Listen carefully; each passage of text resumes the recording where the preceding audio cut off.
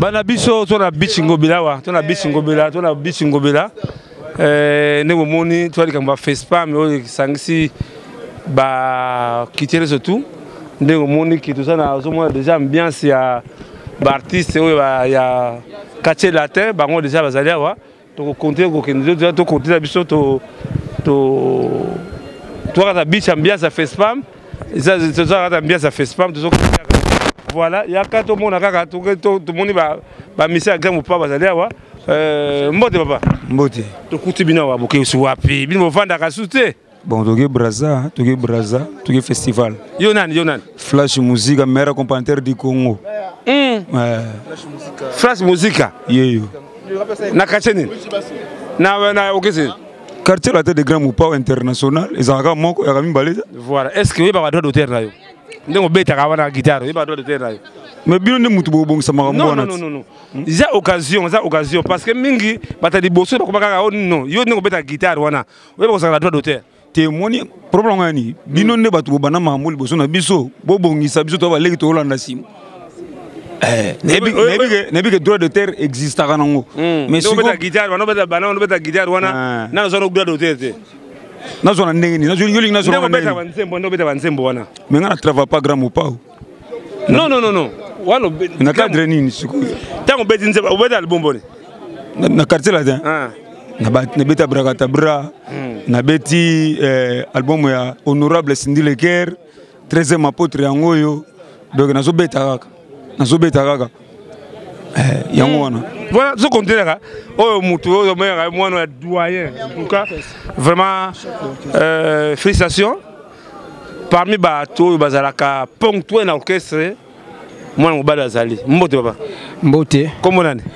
Blanchard, chef d'orchestre. Voilà, Blanchard. Blanchard, tu comme un droit d'auteur. Yo betapé.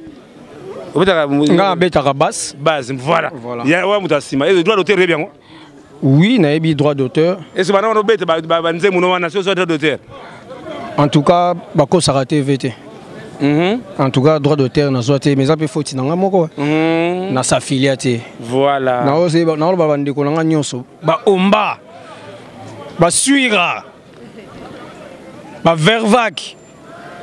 Yeah. Donc ba te belé, ba vervac, ba platini. Donc biso tout toi ba musicien congolais. Si tu veux reconnu. Non, mi bata sima. Boye ba katuma na droit, boye ba kalika monter. Toi ba musicien. Non. Justement, il y a un chanteur.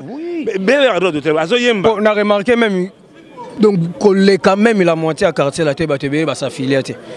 Yango na conseil na orchestre nyonso ya Congo ba musicien nyonso obike na musicien na sala fier ya Congo en tout cas ils ont droit na biso ça bien na biso moko yango donc on est le numéro matricule na biso to s'affilier à part ba oyo to zwaka na orchestre mais toi na ba droit moko bo etikala éternellement les lozate bana na yo bazoya ko zwa donc etikali ba ka ko zwa donc il faut to s'affilier zelo kwa muke donc ko bana nga moko et ça coûte Sony.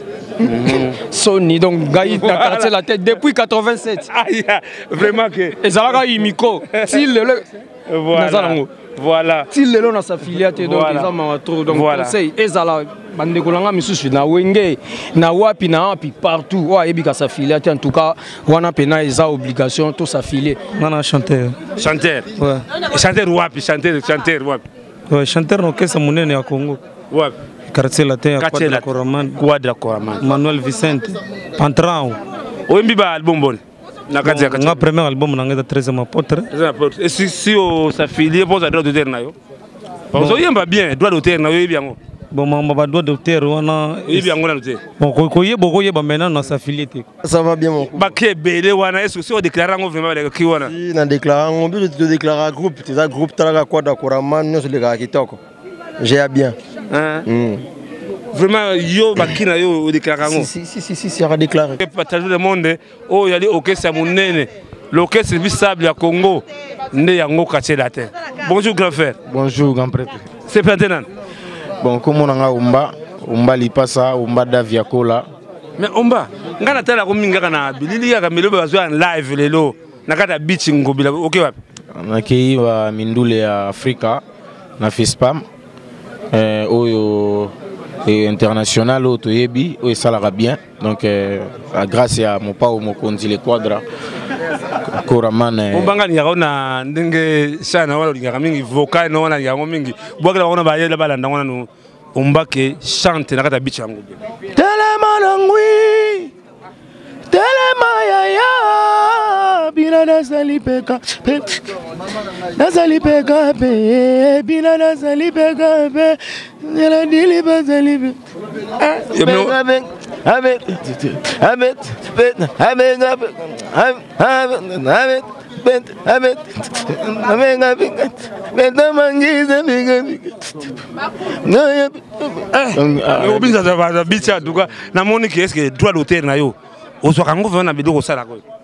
bon maman droit d'auteur na mboka na biso déjà ba biso logo la toza bana tozoya moyena lo nalinga kolobela ngo te pona moni na ba mikolo bo vivant na ngo te sala bino rien ba profiter na ngo bino daka bino rien siko biso ya mona na sikoyo ba biso na kokara kolobela ngo te pe na kanisa ngo te nzambe kaka yebi ne mitema bato ko fungwa maka un jour pour ba satisfaire ba artiste na ba droit na bango.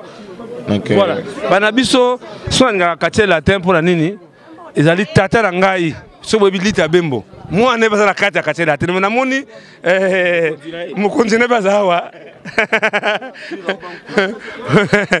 bonjour papa. Bonjour mon vieux. Ouais moi na ngai sabe ah lita zali lita place aux donc ta période donc nga suira mundelu na se présenter non d'abord suira banco donc ta CP ça bino ba tempo boyo ka latino donc donc andem na pesa ba ligne quoi donc rien à dire quoi rien à dire donc azali lita zal donc lita lita viazo longolo maintenant on yo sana voilà zoko dire bando ya to kata katela tekaka yo nani susu papa. Ouais, c'est Vervac Sente, Bamochiriba, Boyo, ah oui, na doua comme makasi mais yo ozo ba yelo na wapi. Ah, talaka base qu'on a pris à qu'on a pemeni ya prêtre et ça la rara moi innovation souci ya Bastille. Donc découvrir à dire aux alana. Ouais, pourquoi pas to méritant mais non bah na ba nengo to za na posa to zui la rango et dépendant de la volonté pena amour na bisora. Voilà, on a grand chanteur grand frère Kombo nan bon Kombo eza mayase ngani yo lo barate ngani ngaka na yo ka mayase wana parce que ozo bang c'est ba chanteur mabe angana komi konoye na maya misoranga moko pour décrire kolela yo et comme exagéré do sama se wana c'est la porte te o single ya ser na biso utakoleka wana mais 13 ma porte zana boka ta mo wa 13 la porte soki tozalaki bambisi shero kiminga na yebale ngana kosenga nzambe faveur tokutana na aquarium couple na biso et décoré salon ya ba propriétaire ba pesa biso droit mariage otikala ya ngaya libela ma partie ga ngona vraiment bana biso te la porte vraiment na moni so mutu nanga de combat grand frère mboto ke wapi ko ouais bien yo fanda rikini souping te moni ngai naza le porte-parole du chef donc nazara toujours bras droit na mokonzo moni biso lelo na loba ato na beach ba tutu ba okende ba bengsi ba na FacePam biso siko ba bengsi biso na FacePam peut to que mariage privé ya grand prêtre lycée et bata donc moni biso lelo to a face class taka na Congo mobimba batali quadra Koraman patron musique à Congo pe moko Congo ya la kanaye donc to zo connaît braza wana batu bazela ba osepela plus fait chaque fois bisaka bango moni artiste à danger ce que existera et ça initiative à grand prêtre quadra Koraman donc mbote tout non bino boza soki mutabando na matina bis akemba ndondo akebukanga lonzo na kebukanga lonzo te toke yamba le deux ministres ya Congo Brazza na ya biso ya RDC son excellence Banza Mukala comme ça na cadre FESPAM tout ça la randonnée dont on tourner et ça fête na biso artiste quoi il y a le deux rives yango moni présence nangawa moni ko kaka yandi mos na rozanga te yango mona zo représenter ba artiste nyos ndenge za boy oya mona nité alela te nga na représente ye ndenge ezalaka tobimisa président ya Sokoda bazalaki te mais nga nazalaki na représentaki bango. Ok. Alors nazalaki wana mandat na ngai esilaki donc namonaki tellement bazoko indexé moi trop au Blaise kaka Blaise moto et ça la Blaise nabaki non, je ne m'accroche pas, moi j'aime le pays, j'aime la culture, j'aime vraiment que structure on est vanda comme batu balingi ngai te nazala wana n'avait pas de problème. Tout ce qui est baninga, il y a un moment qui papa Verkis, alinga qui azalawana na ba o musuba nga na membre conseil d'administration, to voter bango parce que ba manifester volonté na bango ya ko sala pona mboka. To bon ba sala. La mususu biso o to sala ki et monana ki mais bango ba ko compléter, donc ba compléter et vous allez bien pona intérêt à partir seigneur surtout. Pardon? Mbote. Mbote. Oh, il ka yambala kata boy. Vraiment to kutu na beach ya wali kama izaliwa. Bah, toye ko yamba bandeko bazouta braza na cadre ya FESPAM. Est-ce que ça va se passer comment? Parce que nous devons comprendre. Bon, ndenge boyebi déjà FESPAM meza organisation panafricaine ya musique ils allaient organiser généralement entre Congo Kinshasa et Brazzaville. Parti moko ezalinde tozo yamba sikoyo ministre Brazzavillois. Ouais, ça chargé de ma culture na ya biso akendai kuna. Na délégation ya bandeko na biso ya Brazzaville bazoya tokosanga na elongo awa comme ça tokosa la tour pour na visiter ba site touristique ba site culturel o ezalia wana Kinshasa. Dire captant le site culturel en tout cas mbara moko pas des artistes à site culturel pas des artistes à place culturelle site culturel pas des artistes na matonga site culturel. Si, il y a une place culturelle. Mais on dirait que c'est négligé tant que dire cap Rabiso pour songer en comme ça on veut attrayant. C'est négligé, c'est-à-dire ce moment ici au Yebi déjà que monument moko ezawana plus ba kombo ya artiste tozai ko organiser sikoyo entre villes, hôtel de ville na biso pour na ko organiser sikawana pour na ko améliorer ango parce qu'il y a des partenariats où il faut ezala bien signer. Na cadre wana pona ko gérer sikawana par le ministère de la culture à travers l'institution nabiso eza chargé na makambo. Oh mbote zatabana. C'est que ça gagne vraiment secret na yozani vraiment. On dit ça moi na 55 ans, 60 ans mais voilà moula bonne. 81. Impossible de quoi bill. Mais yo na kisenga moni bulaka biloko moko na moni. Bon sango nini moni. Tukutu wa osani papa na biso jana ombenga. Bon na ye ko yamba délégation ya bato bakota Brazzaville pona FESPAM. To yamba bango to tamwisa bango na ba site touristique ya biso ba mona ndenge mboka ezali ko développer ndenge mo continent biso ko développer mboka bongo simango to zonga. On a quand même que mboka na biso ya avancé mingi. La nation de tozo mona toza na patron ya Imiko, patron pe ya Sokoda o akomi PCA Sokoda ye. Tika no loba lobebele PCA yo to vota qui est déjà yo. Bonjour président Verkis. Bonjour maman. Président Verkis, premièrement d'abord félicitations pour le locomi patron Sokoda. Yami balé balobi balandi walanda qui ba image dans le monde entier mon baba tout le nom président Verkis. Est-ce que au lutter contre piratage? Non, mais nous sommes surtout que nous sommes entourés par des intellectuels et Makassi. Nous avons lutté Makassi pour que le piratage soit ici. Président Verkis, lobby, tu as appelé à partir à Canada. Tout le monde a partir à Canada. Margot, notre besoin qu'on a Kinshasa, le président Verkis au CP, nous nommé président à Sokoda parce qu'il y a Yebi Makambouana, droit d'auteur mingi. Mais président Verkis va zoko akizo, le président Verkis qui a mangana babi VV, mais yondo zawana liboso no balobi place les artistes zawana babi pembe ya président Verkis ozomona mutana batinde ninga image wana pas moi na ngesa ninga pasi mingi na boka ko publier ngopo na ebi PDG to koli na bakasa vubu mais comment na piratage boso a PDG za bien te comment na place les artistes ndé comme place moi en côté quand des bourgmestre atiki les scènes na place les artistes ta lelo FESPAM minya ba site touristique to koki ko visiter place les artistes mais moi parce que ba marchand batondu wana président Verkis si mtoko président Sokoda ozo rassurer population na peuple balingo bazana partout dans le monde ozo rassurer bango. Non mais oui que to banal musalate mais ngala yebi que na ko décevoir peuple té nous laissé voir ma collègue nanga artiste était tout ça par tous les moyens tout kanga makamwale usala malam naza certain surtout que nazali entouré par des intellectuels comme j'ai dit tout à l'heure donc vous allez malam to kubungisa yango.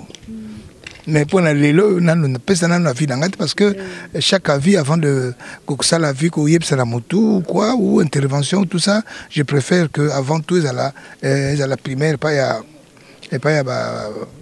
collaborateur voilà banabiso FESPAM yango yo bon bazia ba direction zo kita déjà on a rené un poids on ba artiste bazo kita bangwana on a quand même que les FESPAM il y a baza complet wa zo yinda wa ozomona ke tala bolingo ya biso entre Kinshasa na Brazzaville tata moko na moko voilà wana tata kala basunga na moni susu lelo voilà ozomona ba artiste zokita ozomona bango wana bazokita vraiment mona ba grand artiste ya mboka na biso beko yamba baninga na biso voilà ozomona bien que voilà bango bazokita kazomona ke na moni papa ngoyi pe na moni wana kiti na groupe na ya en tout cas baza comprendre moni vraiment wazo yinda vraiment na moni battere ça wana zo moi perfection mukeka ka papa ibake FESPAM bandi voilà awa papa ya mukeka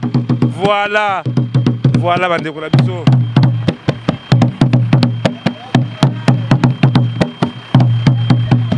ya ko sama perfection mukeka petit na ngai to na FESPAM déjà t'as l'ambiance voilà bala na biso toi c'est la beach ngobela wa toi c'est la beach ngobela yo ka ambiance à FESPAM nde yango bande ko la biso voilà wana président Blaise Boulana fa parler que mwanga na mateta voilà to ça ka beach Yann ngo si bazali voilà so l'ambiance et ça qui toko na ka beach bande ambiance qui toko basunga René Impoa, tout le monde appelle les doyens de musique congolaise, 81 ans.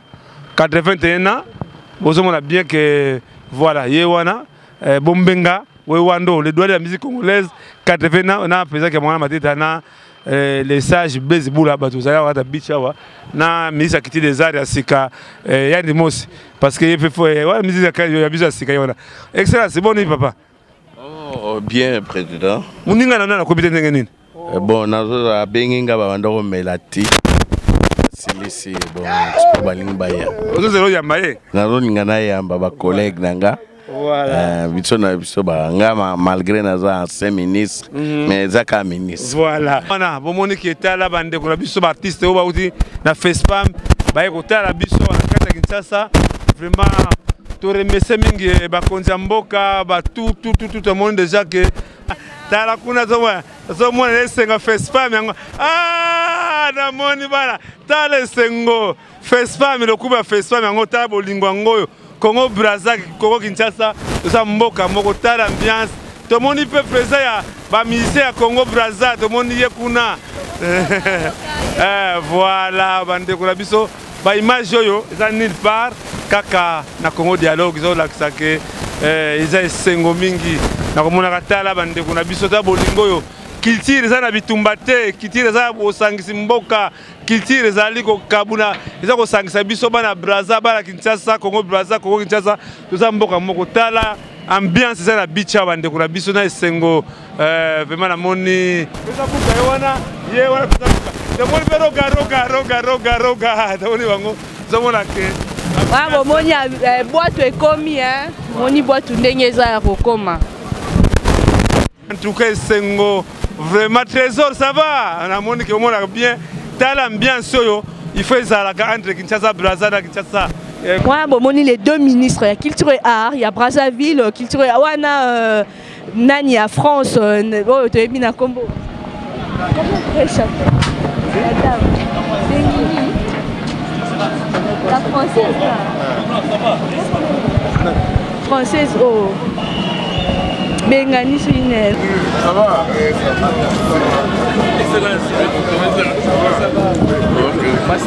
Ah, ça charge,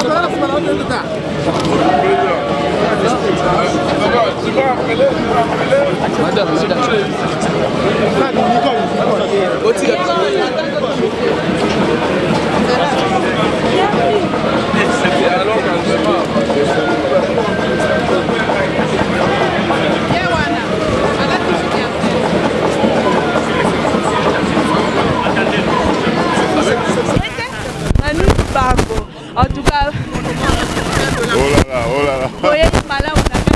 Merci. Parce que vous avez icône, il y a musique. Il paraît, c'est les gens qui ne savent pas beaucoup le dire. Et vraiment, le fait spam et Sangiti, voilà. Boebi était, mais trop sur ma Jessie. Loko Masengo. Donc otala bato tozo pesa bango pouvoir ya bango yo donc tozongi pour to pesa bango ba grade etikali. Pour biso to sala bango. Donc tozongi pour nango pour na ba petit Lupemba pour ba buta donc toye ba grand prêtre. Atika guitare comme un musicien. Danger. Bon musicien za muto beta guitare. Musicien za muto beta guitare donc na me kamwa chant. Donc un esprit bien quoi.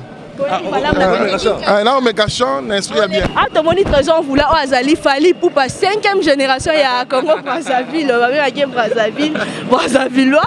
Trésor Boy Malam na kata Kinshasa. Merci vraiment on a senti accueil, on a senti déjà les bêtes donc danser. Le trésor voula Aza musicien, trésor voula bosso dans la trace TV bandemo ba vieux Thomas, ba choco. Wana kitoko wana betaka wana yeyo en tout cas trésor vraiment félicitations Roya na kata Kinshasa. Merci vraiment dans cette année. Malheureusement il Roya ko se produire na Kinshasa tandis que tozambo ka ba mécène le ngana zana mabo polele so ba mécène ba contacter na Roya ala donc vers Tomé beta na niveau mon vraiment félicitations. Non, tout ça on va pour éduquer les jeunes, maman comme ça la société, maman on rêvait trop. Voilà, quand on parlait, voilà. Bon ça la robeta ma solo politique, on va politicien. Obima 10 000 fois champion, ya matolo. Okokisi 50 nera bamvula, koliana yoga. Tongo pourquoi loso na loso oleki kutuba chinois. Voilà quoi. Quand obeta matolo pas Edgar Ngeso.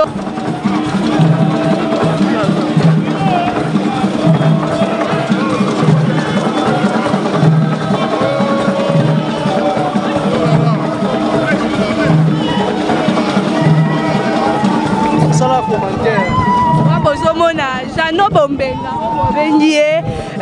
icône ya musique on laisse écouter na Manu Dibango, boboni esengo wana izala depuis banda musique na bomwana, le ba écouter sous na kimukolo, bozomona ha esengo ezorenya na kati ya Kinshasa.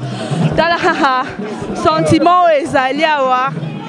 Yann Mosa bien représenté par artistes tout. Oh boyete ya zana. À côté na ministre, on doit poser mon esengo ezali awa. OK. Bana biso tozaka ta primature. Ozomona ke ndenge bazola ka biso. Voilà. Ozomona voilà. Voilà. Bana biso bozomona bien. Bala bozomona tozaka ta primature. Bomona quand même que comment mboka na biso ko kende liboso.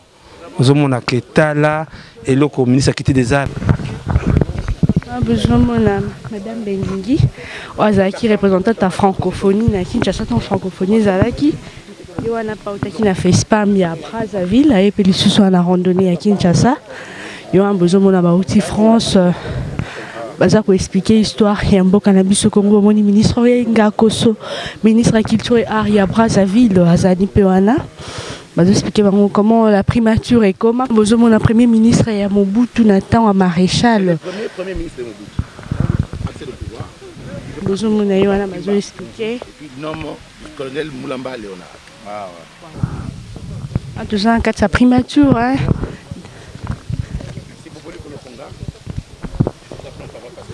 Papa Boboliko, il a c'est un sénateur, comment le nom ensemble au début, ils ont ensemble il y a Sénat, ils ont et pas Léon, Kengo Andondo soboki kuna bomona papa Boboli Koyeyo baza ba monument vivant ya RDC ba histoire ya Congo bango batika ba monument vivant ya mboka na biso Congo fier. Là, je vous présente une œuvre d'art qui est en face. Je vous présente une œuvre d'art.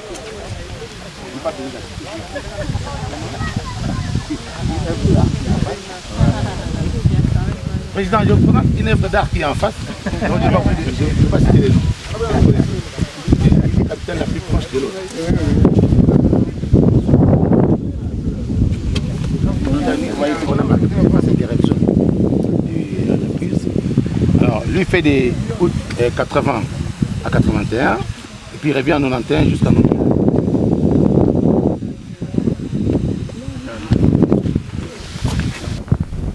Il était à partir en octobre 81, 82, il revient en octobre 86. Actuellement, il est membre du Sénat. Il est aussi au Sénat. Non. Non, ils n'ont rien à voir. C'est connu Moulamba. C'est Moulamba. Il est gouverneur de la Banque centrale de Kinshasa, donc de la RDC, à 28 ans. À 28 ans, il fait déjà gouverneur de la Banque centrale. À 28 ans, le monsieur. On peut continuer. Il est encore vivant, il est malade à Bruxelles. Il a laissé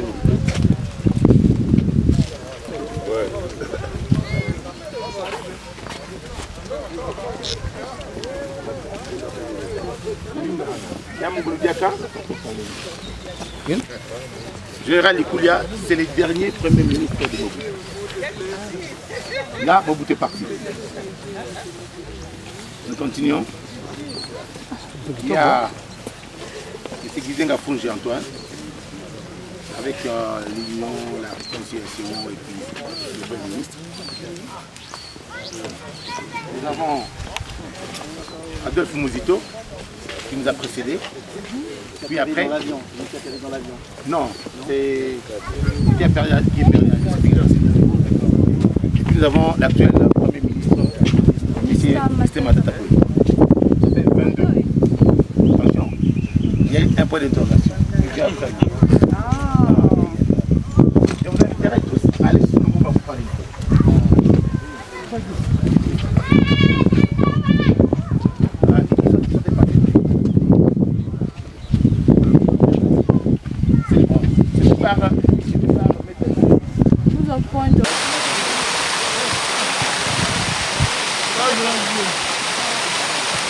C'est un magnifique endroit et c'est surtout un lieu de mémoire. C'est vrai que c'est assez original de voir, comme le rappelait le ministre, comment a démarré l'histoire du pays. On ne peut occulter l'histoire coloniale et ensuite on arrive à le buste du premier ministre jusqu'à Matata Ponyo actuellement. Et c'est un endroit qui allie la politique, la culture, le paysage aussi, parce que c'est un magnifique jardin. Et il est important, je pense que les enfants doivent le visiter et nous, souvent. Merci madame. Voilà. Madame, pourquoi vous êtes nommée la marraine de la FESPAM? Alors ça, il faudrait demander au FESPAM, mais je crois que je suis une amie du Congo, une amie de ce fleuve, des deux Congos. Je suis aussi une artiste, je suis réalisatrice, c'est mon métier.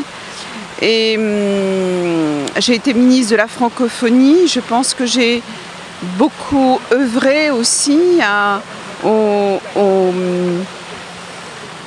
ce que les droits des femmes, qui sont qui sont menacés au Nord Kivu, enfin ça, je ne vais pas revenir sur cette question-là, mais ça a été quelque chose de très très important. Maintenant à Brazzaville, c'est vrai qu'en tant qu'artiste, je crois que c'est ça. Et puis il faut savoir que dans ma carrière, les premiers films que j'ai réalisés et produits étaient des films autour de la musique. Autour de la musique africaine, antillaise et le rail. Le premier documentaire qui a été réalisé sur la musique, une musique contestataire algérienne, nous l'avons réalisé. Donc finalement, tout ça est... Ah, Madame Régie, celle qui est marraine, lui est parrain. Mais lui est connu, comme elle d'ailleurs. Chat, vous avez bien assis. Chat. Bon, alors, nous sommes à sa disposition. Le directeur général des allez, là.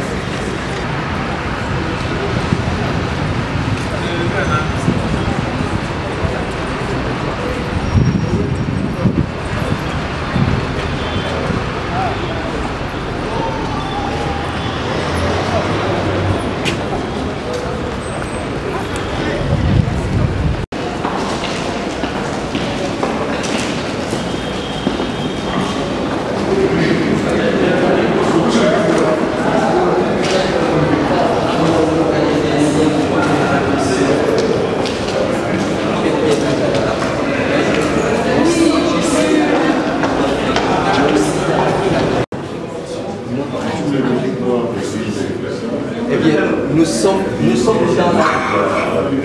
dans la salle du musée d'art contemporain et multimédia, dans sa partie Culturama, où nous faisons la projection des patrimoines des deux pays, Égypte et Congo, et dont le titre d'expo c'est Nil et Congo, fleuve porteur des patrimoines.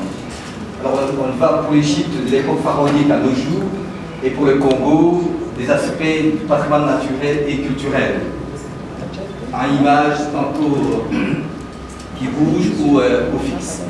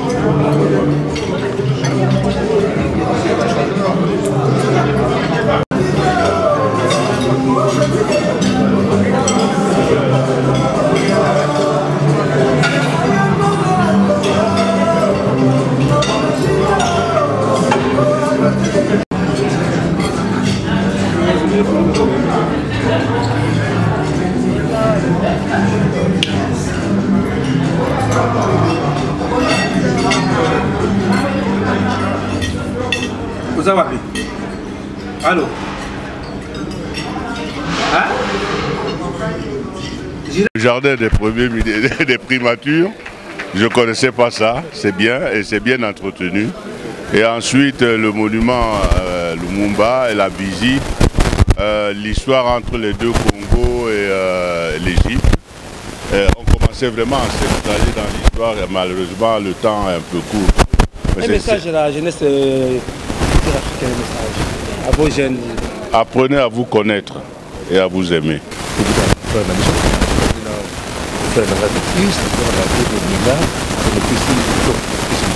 Tu m'as dit ici, et qu'il y a un démon à maille.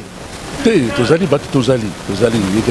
mais PDG comme on est, on a zongi, comme je vais voir mes présidents. Mais alors, moi, tu es sur la dame, ma Khamezali.